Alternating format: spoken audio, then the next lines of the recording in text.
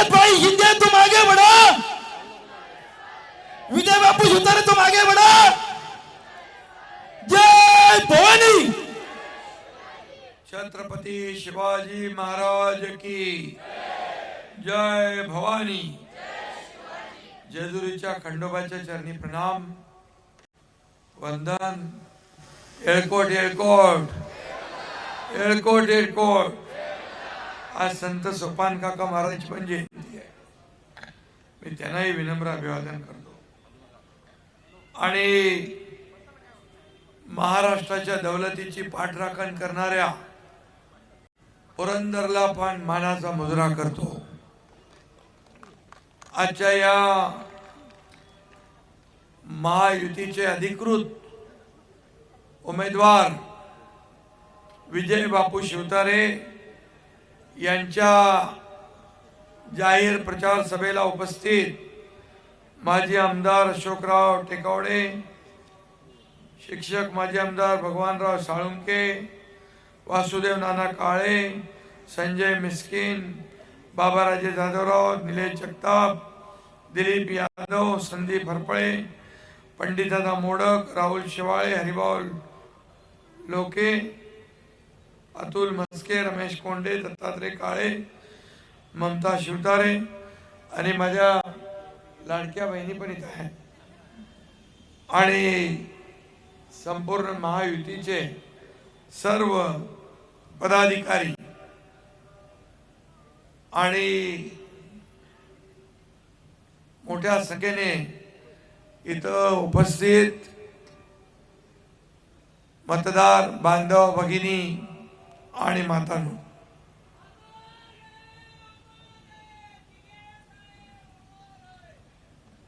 धर्मवीर आनंदगे साहेबांचा, धर्मवीर आनंदगे साहेबांचा।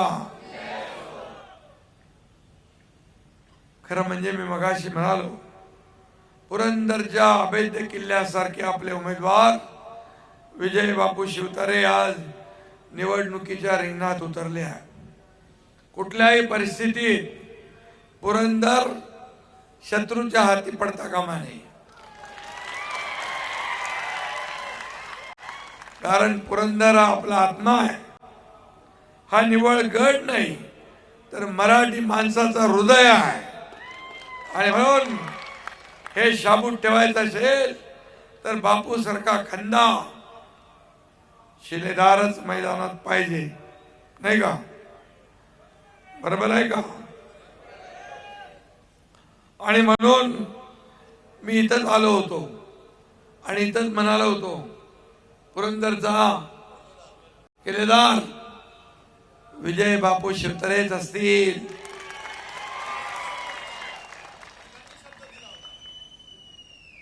आणि दिलेला शब्द पाळणारा त्याचं नाव।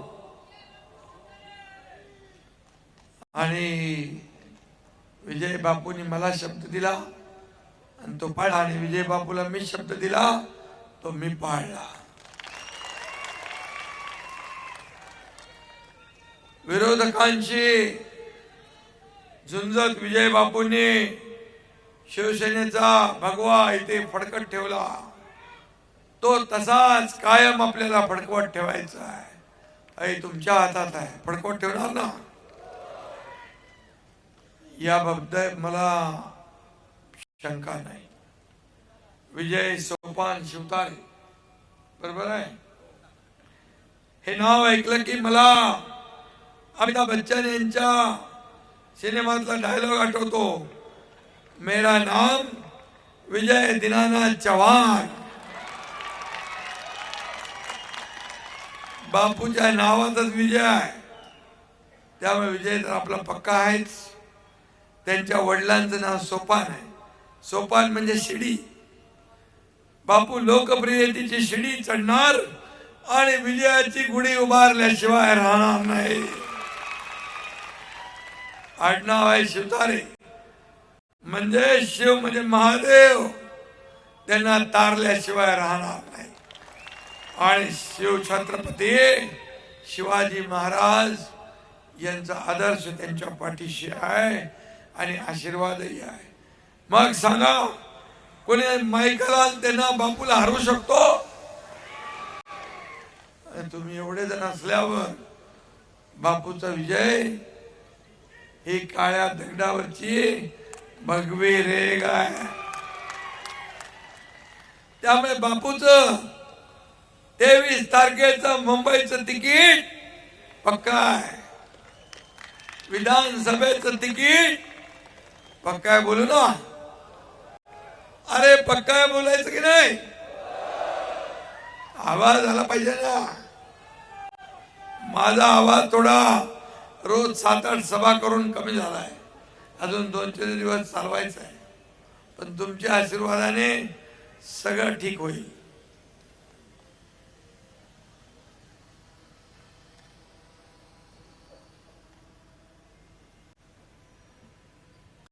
आता इथून मुंबईला अजून 3 सभा आहे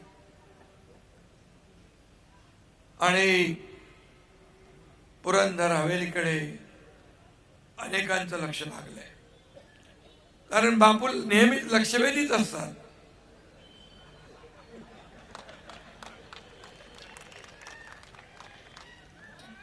पण बापूचं लक्ष मात्र पुरंदर हवेलीचा विकास करणं हेच लक्ष बापूने ठेवलंय. विजय बापूने पुरंदरच्या विकासाचं कंकण बांधलंय ना. या परिसरात मोठा निधी आणला, कामाचा डोंगर उभा केला. आमचे विजय बापू अभ्यासू आहेत. राज्यातल्या पुरंदरचे आहेच, पण मी पाहिलं मध्ये राज्यातल्या प्रत्येक विधानसभेच्या त्यांना विधानसभेची खडानखडा माहिती आहे. राज्य पूर्ण माहित आहे. त्याने मंत्री म्हणून काम केलं तेव्हा अनेक त्यांनी नवीन प्रयोग देखील केले आणि अधिकाऱ्यांना माहित नसलेली कामं विजय बापूंनी त्यांना शिकवली. याचा साक्षीदार मी आहे. आणि म्हणून त्यांचं काम आहे, 1 गाव 2 तुकडे. मी त्यांना सांगत असतो, तर सबुरीने घ्या.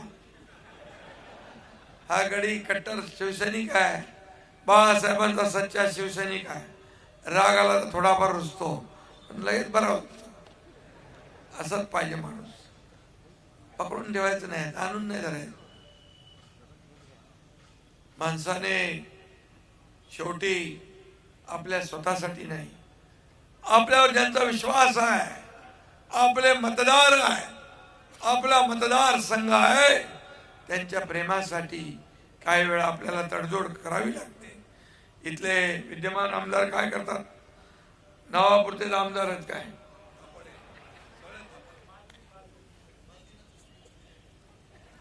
बालदी कोण? अच्छा, ते मगाशी तुम्ही त्यांचं वाचलं तेच काय? विकासाची धारा म्हणजे बापू आमदार नाही, खासदार नाही, काही नसले तरी या पुरंदर हवेलीची धुरा मात्र बापूच्या खांद्यावरच असते. आणि म्हणून आमदार नसताना देखील सगळ्यांचं लक्ष बापूकडे असतं. पुरंदरच्या विकासासाठी मंत्रालयात सातत्याने चक्रा मारणारे, काम करून घेणारे, मंत्रालय हलवणारे बापू आपण पाहिलेले आहे. आणि म्हणून बापूंना कळतं कुणाला कसं वळवायचं ते. आणि स्वतःसाठी नाही, आपल्या लोकांसाठी. फुरसुंगी उरळी देवाची स्वतंत्र नगर परिषद व्हावी म्हणून त्यांनी जे अथक प्रयत्न केले त्याला तोड नाही. बापू नसते तर काम झालं असं काय? विचार करा. केवढा तरी टॅक्स वाचवला की नाही बापूने? का आमदार होते ते? नामदार नाही, आमदार नाही, खासदार नाही, काय नाही. परंतु पाठपुरावा एवढा तगडा होता, त्याला नंतर विरोध खूप लोकांनी केला. पण त्यांच्या माग हा एकनाथ शिंदे खंबीरपणे उभा राहिला. सासवडच्या नव्या पाणी पुरवठा योजनेसाठी 143 कोटींची योजना मंजूर केली. तेव्हा देखील बापूची धावपळ होती, त्याचीच लगबग होती, तारांबळ होती. आणि प्रयत्न होते. जेजुरीसाठी त्यांनी 78 कोटींची योजना मंजूर केली आणि त्यामुळे खंडोबा पावल्याशिवाय राहणार नाही. पुढे सांगतो ना, सासवड आणि जेजुरीची अनेक कोटींची विकास कामे आता सुरू आहे. आणि खंडोबासाठी किती आहे ते कुठे गेलं कागद? खंडोबाच्या विकास आराखड्यासाठी 349 कोटी रुपये त्यालाही आपल्या सरकारने मान्यता दिली.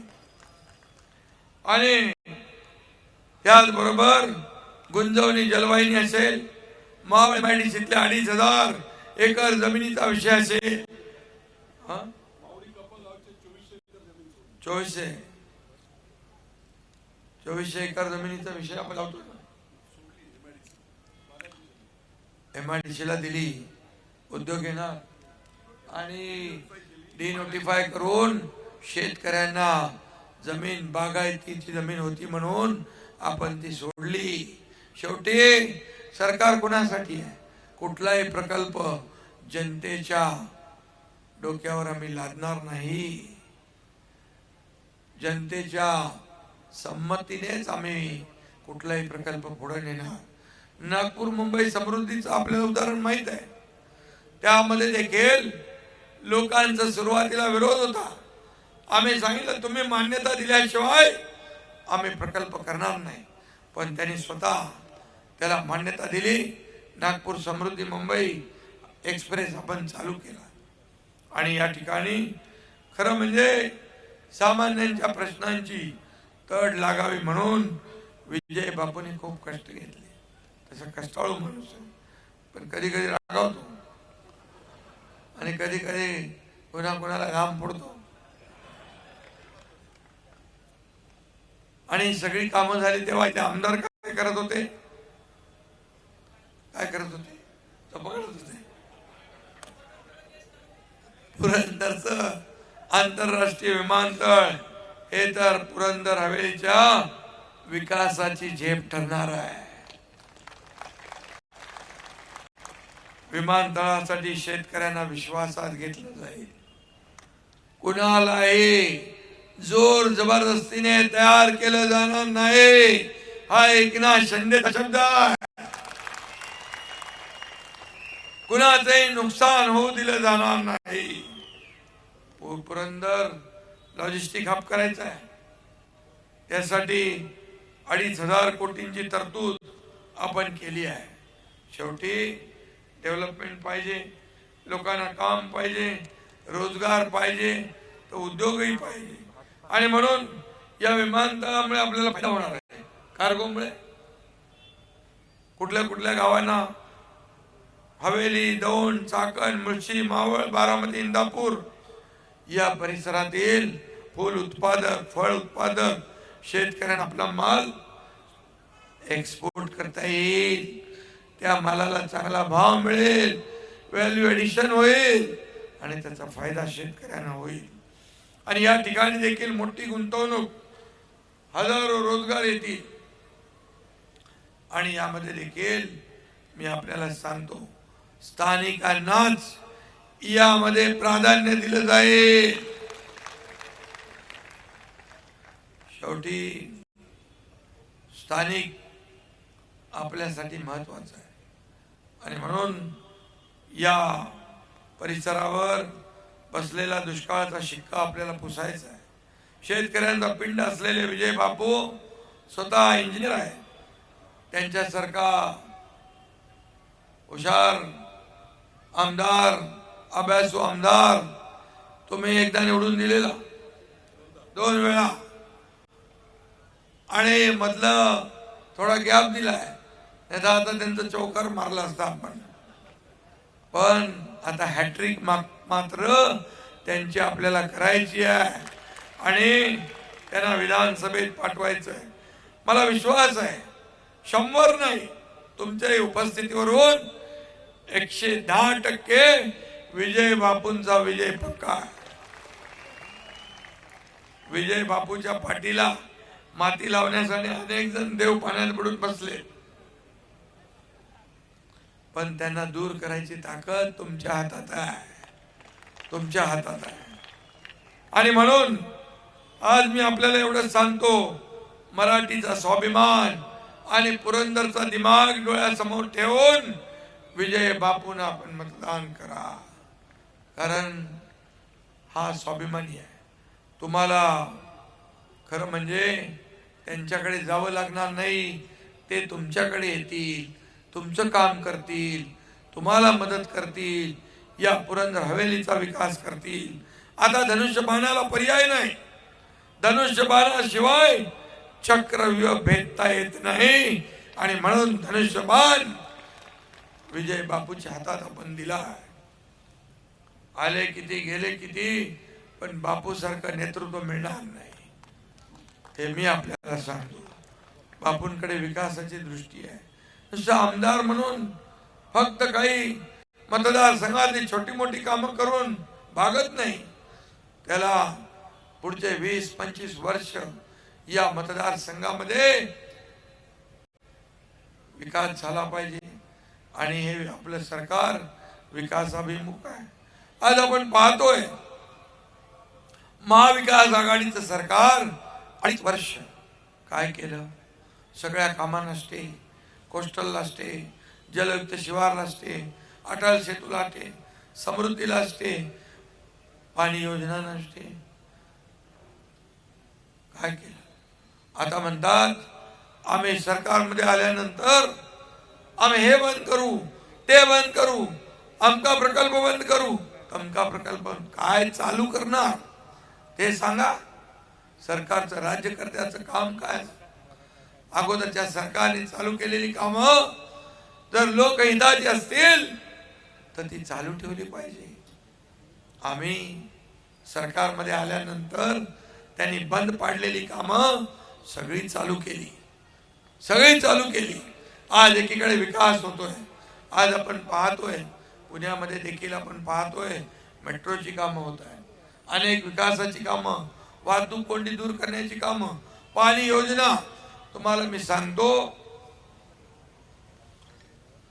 4-2.5 वर्षात मागच्या सिंचन प्रकल्प फक्त 4 मान्य झाले. आणि आपल्या महायुतीच्या सरकारमध्ये 124 प्रकल्प आपण मान्यता दिली. लाखो हेक्टर जमीन त्याच्यामध्ये पाणी ओलिताखाली येणार. शेतकऱ्यांच्या जीवनामध्ये आनंद मिळणार, शेतकऱ्यांना फायदा होणार. ही कामं केली पाहिजे. आज सगळ्या कामामध्ये कोणा जलयुक्त शिवार बंद. शेतकऱ्यांना आपल्या सरकारमध्ये विकास एकीकडे, कल्याणकारी योजना दुसरीकडे. शेतकऱ्यांना शेतकरी सन्मान योजना आम्ही दिली. 12,000 रुपये, 6,000 केंद्राचे, मोदी साहेबांचे 6,000, आपले 12,000. 1 रुपयात पीक विमा योजना. आज मी आपल्याला सांगतो, माझ्या लाडक्या बहिणी इकडे आहे. किती लोकांच्या खात्यात पैसे जमा झाले, किती फॉर्म भरले.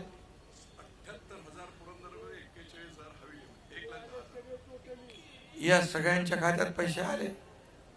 आता ज्यांच्या खात्यात पैसे नाही आले त्यांच्याही खात्यात पैसे भरण्याचं काम एकनाथ शिंदे केल्याशिवाय राहणार. 78 आणि 41 किती झाले. 1,10,000. 1,10,000 आमच्या लाडक्या बहिणींच्या खात्यात पैसे आले. आता आमचे भाऊजी, त्यांचे मालक 110, 1,10,000, 1,20,000, 2,20,000. माझ्या लाडक्या बहिणींना मात्र माझी विनंती आहे, यावेळेस मात्र आमच्या भाऊजींना पण तुम्ही गळ घालायची की लाडक्या भावानी योजना दिली. यावेळेस लाडक्या भावाला सगळी मतं देऊन टाकूया आणि पहिलं मतदान करायचं, नंतर चहा पाणी द्यायचं. कराल तुम्ही. यावेळेस तुमची योजना बंद व्हावी म्हणून महाविकास आघाडी मध्ये बसलेले सावत्र भाऊ, दुष्ट कपटी भाऊ ये कोर्टात गेले, बंद करा योजना म्हणून. कोर्टाने त्यांना एक दिला लापा लावून. आता दुसऱ्या कोर्टात गेले, नागपूरच्या. काँग्रेस महाविकास आघाडी म्हणाले 1,500 रुपये काय भीक देता, लाच देता, विकत घेता महिलांना. अरे तुम्हाला लाज शरम काहीतरी वाटली पाहिजे होती. जनाची नाही तर मनाची तरी वाटली पाहिजे. माझ्या लाडक्या बहिणींचा अपमान करताना. पण मी तुम्हाला सांगतो, आम्ही ही योजना सुरू केली. 2 हप्ते तुमच्या खात्यात पडल्यावर लगेच महाविकास आघाडीवाले म्हणायला लागले, लवकर लवकर काढून घ्या, लवकर लवकर काढून घ्या, नाही तर सरकार काढून घेईल. पहिले म्हणाले येणारच नाही. पण महायुती हे देणारं सरकार आहे, आम्ही घेणारे नाही. ही लेना बँक देना बँक आहे, लेना बँक नाही. लेना बँक कुठं आहे तुम्हाला माहित आहे. आणि म्हणून आम्ही नोव्हेंबरचा हप्ता पण हे ऑक्टोबरमध्ये आचारसंहिता लागायच्या आधी आम्हाला माहित होतं आचारसंहितेचा बाऊ करून त्यात काळं मांजर आडवं घालतील, म्हणतील हे बंद करा आणि अफवा पसरवतील. योजना बंद झाली. म्हणून मी सांगितलं की ऑक्टोबर मध्ये नोव्हेंबरचे पण पैसे टाका, 2 हप्त्याचे पैसे टाका. तर आमची नियत साफ आहे, आम्ही देणारे लोक आहोत.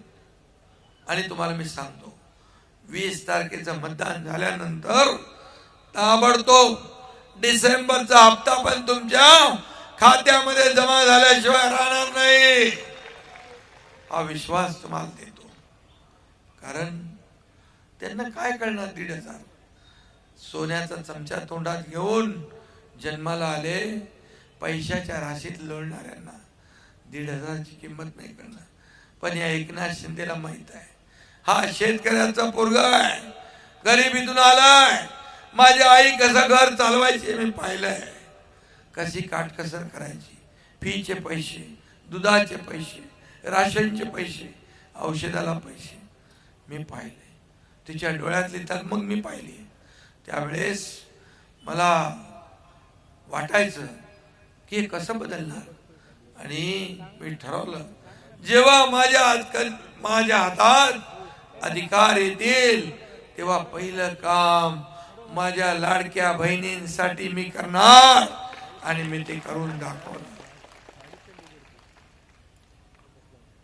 महायुती सरकार, दोन्ही आमचे उपमुख्यमंत्री, आता योजना आम्ही घेऊन पुढे चाललोय. युवा प्रशिक्षण योजना केली. सर्व म्हणाले लाडक्या भावांचं काय.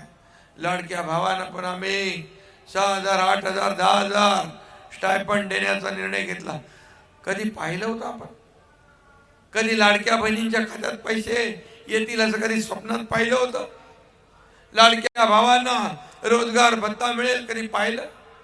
12,000 शेतकऱ्यांना मिळतील कधी पाहिलं? 1 रुपयात पीक विमा योजना मिळेल कधी वाटलं होतं? लेक लाडकी लखपती योजना कधी सुरू होईल आपल्याला वाटलं? जन्म झाला 5,000, पहिलीत गेली 6,000, 5वीत गेली 7,000, 11वीत गेली 8,000. 18व्या वर्षात 1,00,000 रुपये त्या मुलीच्या खात्यामध्ये जमा. कुणी केलंय? एक दुर्दैवी घटना घडली. एका मुलीने आत्महत्या केली. इंजिनिअरिंग मध्ये शिकत होती. रात्री 1 वाजता बातमी पाहिली. आपल्या राज्यात शिक्षण घेताना शिक्षण घेऊ शकत नाही म्हणून एक मुलगी आत्महत्या करते. काय फायदा राज्यकर्त्यांचा, काय फायदा सत्तेचा. ताबडतोब मी मंत्री चंद्रकांत पाटलांना फोन केला. 1:45 वाजता रात्री म्हणालो, आपल्या राज्यात एक मुलगी आत्महत्या करते शिक्षणासाठी, आपल्याला पूर्ण शिक्षण माफ करण्याचा निर्णय घ्यायचा आहे. मग डॉक्टर, इंजिनियर, वकील, MBA उच्च शिक्षण घेण्यासाठी आपण 100% फी भरण्याचा निर्णय घेतला. हे एकमेव राज्य आहे, देशातलं पहिलं राज्य. हे सरकार मी म्हणतो ना सर्वसामान्यांचं आहे, हे त्यासाठीच आहे. कारण सर्वसामान्य माणूस त्या खुर्चीत असतो तेव्हा त्याला सर्वसामान्यांच्या वेदना कळतात, दुःख कळतं, त्याचे प्रश्न कळतात. आणि म्हणून मी आज समाधानी आहे. ज्येष्ठांसाठी आम्ही वयश्री योजना केली. 3000 रुपये DBT मी वाढवणार. वचननामामध्ये आपल्याला मी सांगतो 10 सूत्री आम्ही हा वचननामा काढला महायुतीने.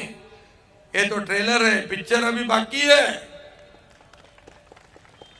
याच्यामध्ये लाडक्या बहिणींना 1500 वरून 2100 रुपये करण्याचा निर्णय आम्ही घेतलाय. मी म्हणालो होतो 1500 ठेवणार नाही, तुम्ही ताकद वाढवाल, आशीर्वाद द्याल, तशी योजना वाढत जाईल. माझ्या बहिणींना आम्हाला लखपती झालेलं बघायचंय. लखपती हा आमचं स्वप्न आहे, हे आमचा संकल्प आहे. आणि शेतकऱ्यांना कर्ज माफ करण्याचा निर्णय घेतला. 12,000 देत होतो ते 15,000 देण्याचा निर्णय घेतला. या राज्यात कोणी उपाशी झोपता कामा नये. रोटी, कपडा, मकान देण्याचा निर्णय आपल्या सरकारने घेतला. त्याचबरोबर ज्येष्ठांना मगाशी म्हटलं मी, ते DBTचं वेगळं आहे. वृद्धांना पेन्शन योजना 1500ची आपण 2100 रुपये करण्याचा निर्णय घेतला. त्याचबरोबर जीवनावश्यक वस्तू बाळासाहेबांनी 1995ला युती सरकार होतं त्यावेळेस जीवनावश्यक वस्तूंचे भाव स्थिर केले होते. तोही निर्णय आपण आता घेतला. कारण बाळासाहेबांचं लोकांवर प्रेम होतं. लोकांना त्रास होऊ नये, सर्वसामान्य माणसाला जीवनावश्यक वस्तू विकत घेता याव्यात, त्याचं जीवन सुधारलं पाहिजे, जीवन सुखी झालं पाहिजे, यासाठी आम्ही तो निर्णय घेतला. शेतकऱ्यांना 7.5 HP पंपाच्या वीज बिलाचं पूर्ण वीज बिल माफ करण्याचा निर्णय घेतला. आणि तुमच्यासाठी घरगुती वापराला जी वीज वापरतो त्यामध्ये देखील 30% सवलत देण्याचा निर्णय आपल्या सरकारने घेतला. 25 लाख रोजगार निर्माण करण्याचा निर्णय आपण घेतला.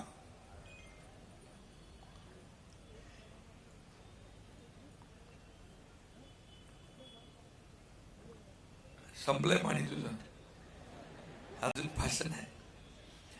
आणि 10 लाख लोकांना अप्रेंटिसशिप देण्याचा निर्णय आपण घेतला. 10,000 रुपये. हे सरकार आहे, हे सरकारचं काम आहे. 45,000 गावात पानंद रस्ते बांधण्याचा निर्णय घेतला आहे. माझ्या लाडक्या बहिणीची सुरक्षा वाढवण्यासाठी 25,000 महिलांना पोलीस दलात भरती करण्याचा निर्णय घेतला. अंगणवाडी आशा सेविकांना महिन्याला 15,000 रुपये देण्याचा आपण निर्णय घेतला. आणि सरकार स्थापनेनंतर 100 दिवसाच्या आत विजन महाराष्ट्र 2029 जाहीर करण्याचा निर्णय घेतला. हे सरकारचं काम आहे. सरकार कुणासाठी असतं? सरकार सर्वसामान्यांसाठी, सरकार गोरगरिबांसाठी. आणि म्हणून हा निर्णय आम्ही घेतला आहे. तुम्हाला एकच सांगतो, बापूंच्या इकडे जी काही कामं आहेत ही कामं तर होतीलच, आणि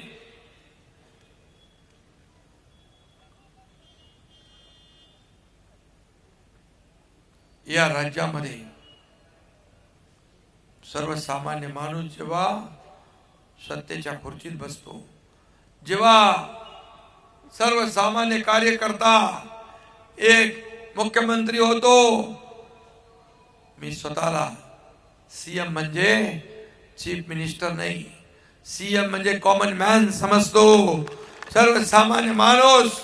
आणि म्हणून हे कॉमन मॅनचं सरकार आता मला या महाराष्ट्रातल्या कॉमन मॅनला सुपरमॅन बनवायचं आहे, त्याची ताकद वाढवायची आहे, त्याच्या जीवनात बदल घडवायचा आहे. आणि म्हणून माझ्या लाडक्या बहिणींना, लाडक्या भावांना माझी विनंती आहे, एक काम माझं कराल, एक काम कराल माझं.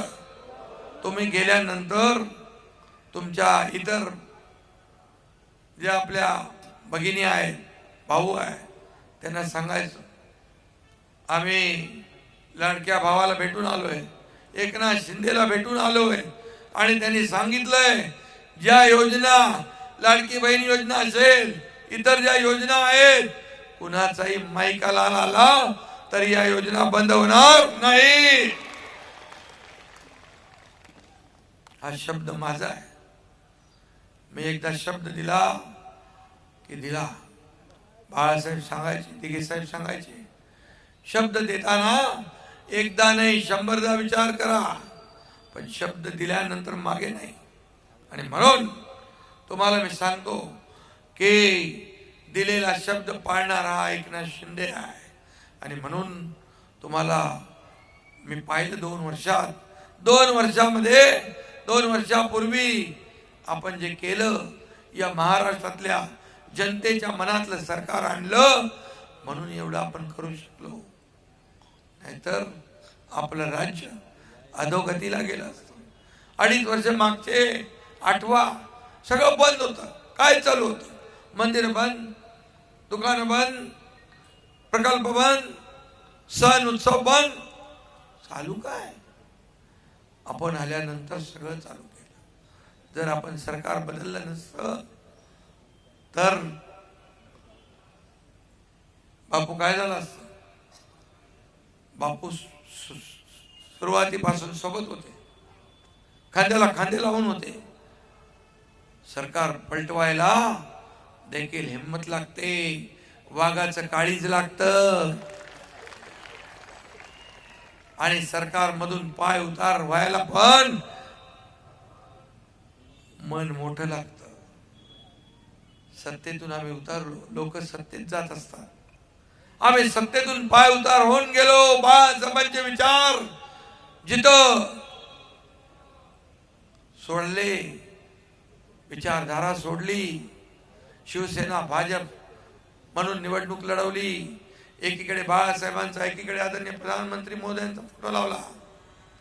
निवडून आल्यानंतर लगेच बाळासाहेबांना नको ते केलं, म्हणून आम्ही हे केलं.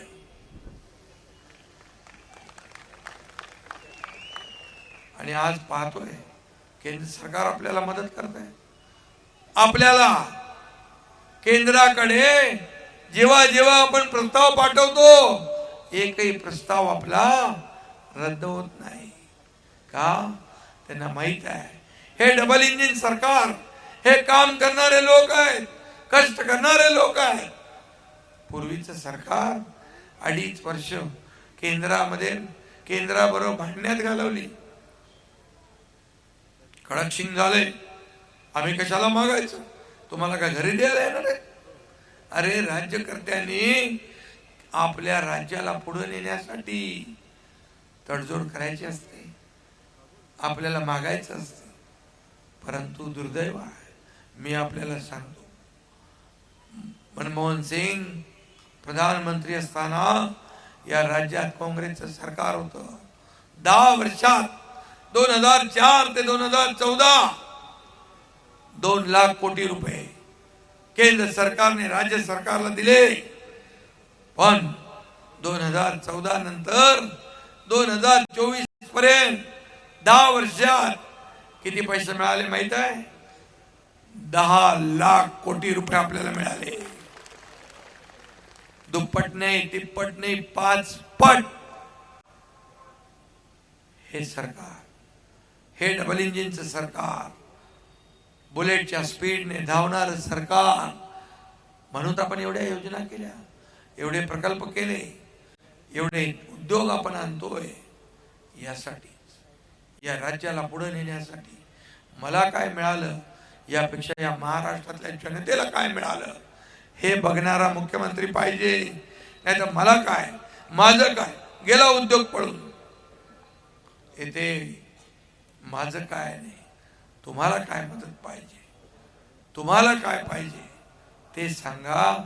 हे बोलणारं सरकार आहे, ऐकणारं सरकार आहे, बहिरं सरकार नाही, मेरी आवाज सुनो वाला सरकार नाही, घरात बसणारं सरकार नाही, फेसबुक लाईव्ह करणारं सरकार नाही, फेस टू फेस लोकांना सामोरं जाणारं सरकार आपलं आहे.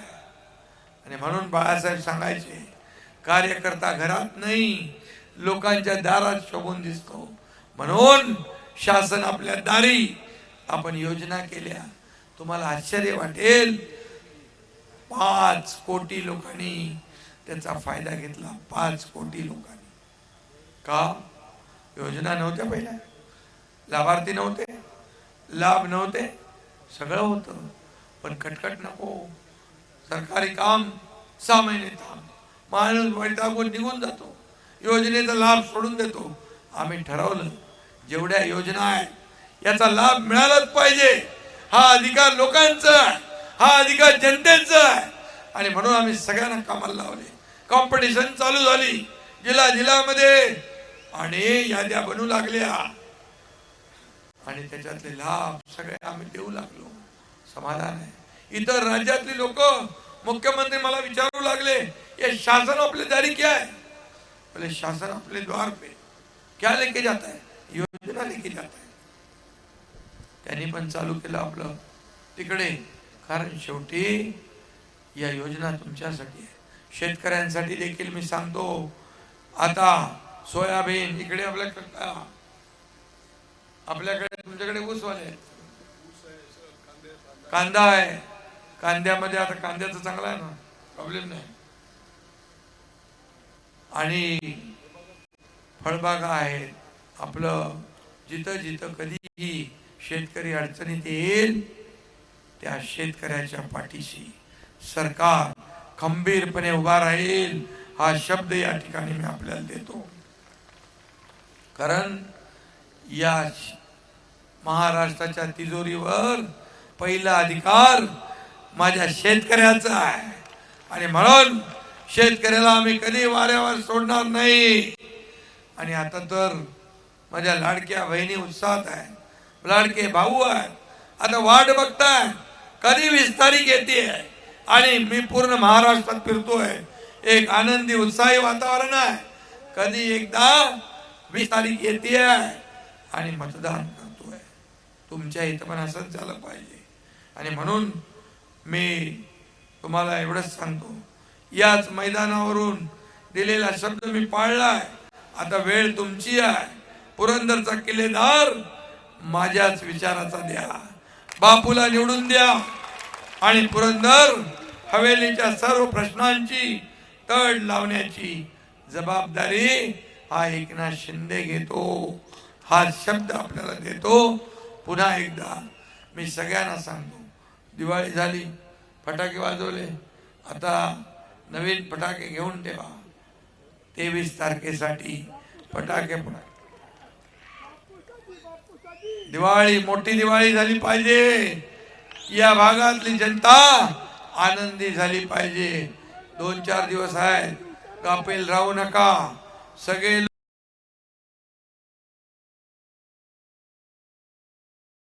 सरकार महायुतीचं येणार. ही काळ्या दगडावरची भगवी रेखा आहे. पण सरकारमध्ये हा पुरंदर हवेलीचा पण शिलेदार महायुतीचाच असला पाहिजे, धनुष्यबाणाचा असला पाहिजे. धनुष्यबाण हाच अधिकृत आपला उमेदवार.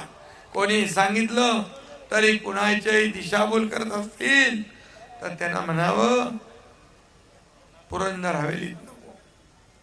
आणि म्हणून आपला धनुष्यबाण 20 तारखेला लक्षात ठेवा आणि त्याच्यावर बटन दाबा. एवढं बटन दाबा की विरोधकांचं डिपॉझिट जप्त झालं पाहिजे. धन्यवाद. जय हिंद, जय महाराष्ट्र. या ठिकाणी भाईंचं स्वागत राहिलंय. मी बापूंना विनंती करतो भाईंचं स्वागत करावं. यासाठी म्हणतात